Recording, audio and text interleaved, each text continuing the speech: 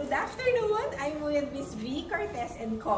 Hello po, ma'am. Hello. Hello po. Hi, ma'am. So we just finished installation of the PVC bamboos as perimeter fence. Oy, thank you very much po. Sobrang ganda, ma'am. As in, Ayan. gusto namin. Okay. Ano siya, very aesthetic siya. Usually dati yung mga trapal na binababa ngayon. Ito na yung meta ngayon, guys. Bamboo na. Ang gusto ko sa kanya, ma'am, since PVC siya, hindi siya nang mangingitim, hindi maglulundo yung mag-iba yung size. In short, hindi siya mabubulok. Long term siya. Yan ang At yung mga pinakamaganda. insekto, hindi masyado mabubuhay sa kanya kasi hindi siya tunay na bamboo. Pero pag tinignan mo, Mukhang tunay na bamboo. ang tunay na bamboo.